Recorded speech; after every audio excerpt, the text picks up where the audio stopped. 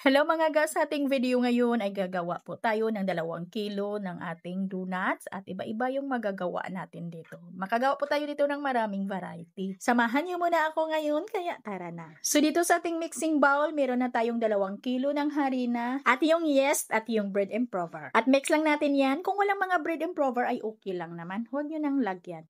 At hinalo ko lang muna at dito sa gitna ilagay yung asin, light brown sugar, vanilla extract at itlog. Gagamit ako dito ng evaporated milk at tubig. At inunaw ko lamang yung mga dry ingredients bago ko basain yung harina. At masahin ko lamang ito at dito na maglagay ako dito ng margarine. Pwedeng gagamit ito ng butter, pwedeng shortening. At pag masahin ninyo ito mga ga ng mano-mano, sa 2 kilo natin ay medyo mabigat talaga ito masahin ng mano-mano, kaya pwede naman ninyo na hatiin yung ating recipe. O kaya hatiin nyo yung ating dough.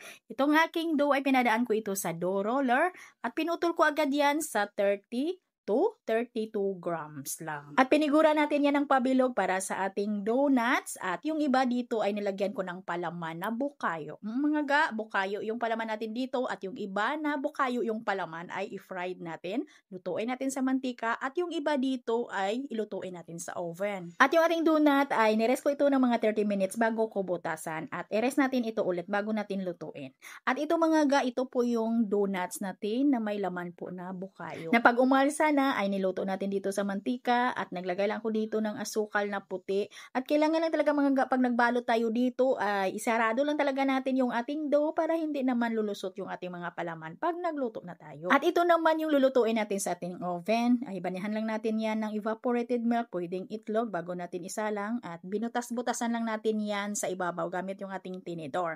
At ito na mga ga, luto na yung ating pandikoko bread or yung bukayo bread natin. Parang pandikoko din. At ito naman yung mga donuts natin na may butas sa gitna at walang butas sa gitna. Gawa natin ito ng frosting. So ito yung gawin nating frosting. Gagamit lang tayo dito ng 1 bar ng refrigerated margarine. At hiwa-hiwain ko lamang ito at kailangan ito ay naka-room temperature na, malambot na po ito bago natin i-beat or i-cream. At bago natin i-cream yung ating margarine ay magtunaw muna tayo ng matcha baking powder. Meron ako dito mga 100 grams ito at ipatong ko ito sa kumukulo na tubig. At kahit hindi pa dito tuluyang natunaw ay pwede na dito na lang natin tunawin sa ating misa pero nananatiling nakapatong pa rin sa mainit na tubig. At palamigin lang muna natin ito. At ito yung ating refrigerated margarine ay i-cream ko lang ito hanggang sa ito'y lumambot na yung maglight yung kanyang kulay. Tulad nito mga ga.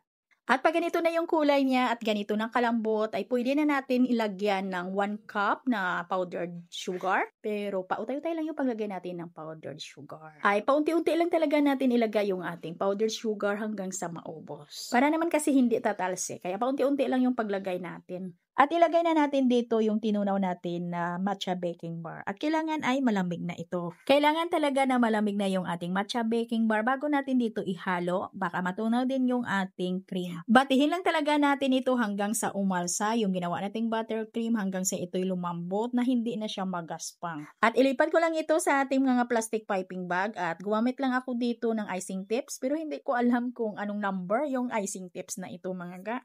At sa toppings naman natin na pang design dito sa ibabaw ay naglagay lang ako ng pistachio nuts at yung white chocolate chips. At yung isa naman natin na donuts na walang butas ay pero butasan natin dito mamaya.